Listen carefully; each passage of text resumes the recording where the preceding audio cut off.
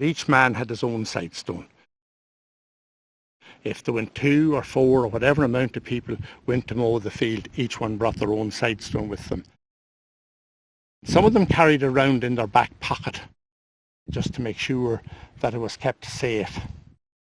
Sometimes it would be hidden, and to be hidden so well it could be a problem to find it because each clump of hay looked much the same as the next one.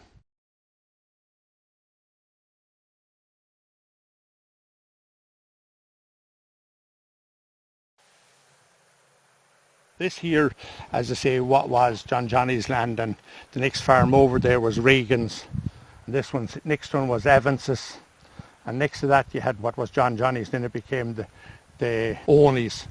They were McMorrow's, and after that then you had what was McDermott's, were Pat Larry's land, owned in by the Flynns. Then you had Gilbride's, McSharry's, and then you had a sort of a farm or two where there was no side stones.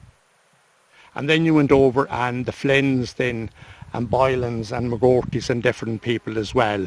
And then you were over into Ballyboy, and the stone over there was too hard or else it was too soft. You can see the stripping here where they had to take quite an amount of clay off before they got down to the stone. Sure, that's probably 3 to 4 foot deep there, maybe a little bit more, for to get down where they were able to get the stone out of it. That was taken off with a shovel and a spade, so you had to be fairly sure that you got the right type of stone out of it when you went to that much trouble.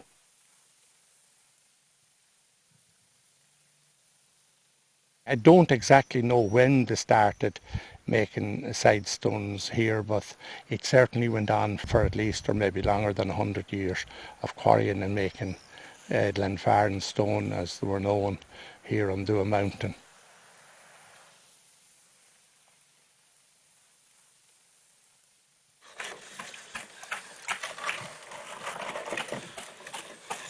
The stones they quarried out were maybe 2 foot square or maybe about that, and then they split them down. They had a sort of a little splicing hammer, and they were well fit to cut them without breaking them. And when they were brought down, they were always a rectangle shape, and then they were split down again in that to maybe, I suppose, maybe 3 or 4 inches square and 10 to 12 inches long. And then they started with the little picks, and they kept taking the 4 corners off them, and eventually they got them round. And when they were round, you see, you'd have all the tracks of the pick marks in them, little tracks, and then they were rubbed on a stone with water, so they got them very, very smooth.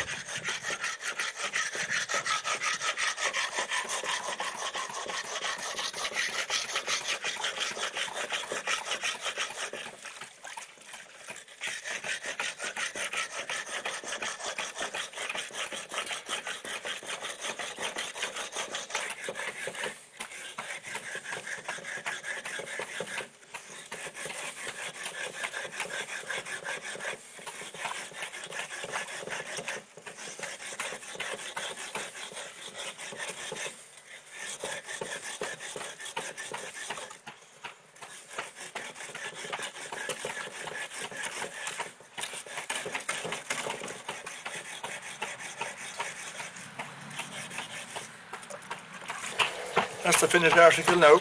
1 shilling? Yeah, 1 shilling is good for that. I've lasted the man a long time, he didn't break it. They were originally that size that they wanted. And as I said, that's the oldest size stone we have.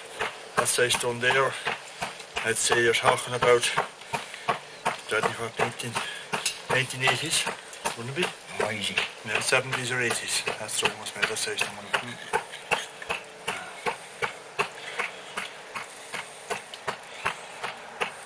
There was a man up the road, we used to be amazed at him. He could pick up a stone like that, like, and we'd be hitting that stone, maybe he'd knock a bit off it, like.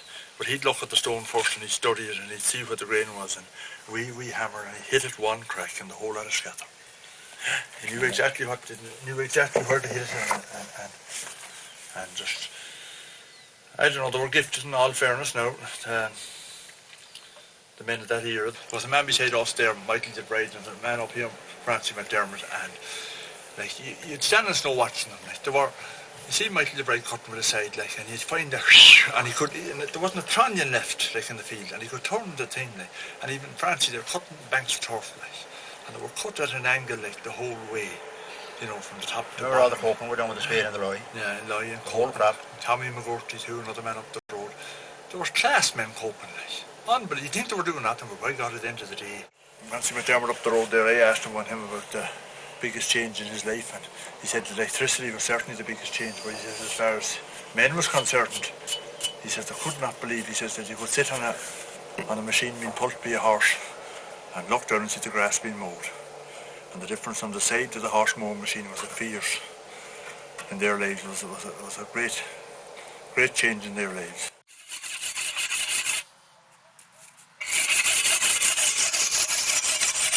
You'd hear a farmer saying he got a new stone and he was breaking it in from a point of view that when it was rough he would use it in the early stages of sharpening the side, and then the smoother one was got for to finish it off.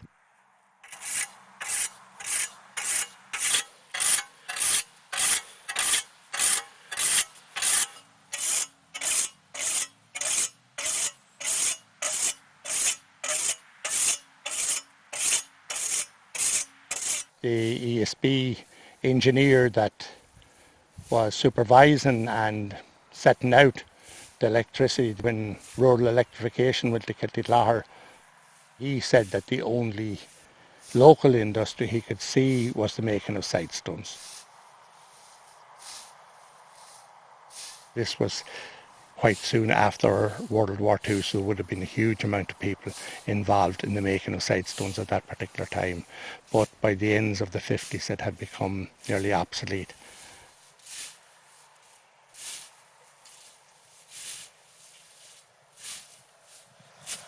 Every man was different. You know, for the big man and the small man, you know. And all had to change the Dorneens. They were the Dorneens. But they used to be wooden. And they could change them to suit the throw, you know. And I decided he'd done a lot of work in his day. It was the only way they had a cutting of that, eh? But the edge was very important. Keeping the edge on the side, you know. It was a lot easier to cut, you know. If you had an edge, it'd pull there onto you. Oh, it was tough. It was tough times. But they had to do it.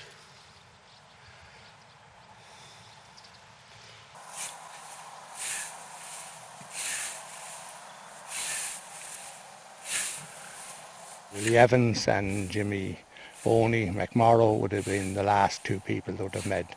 Willie Evans would have continued through most of the 60s making scythe stones.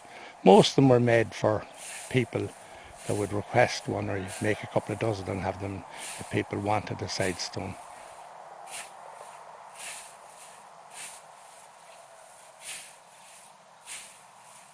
I suppose the best years for making the scythe stones was probably during World War II and right up until the sort of late 50s. After that, the amount of scythe stones that was needed were very, very small.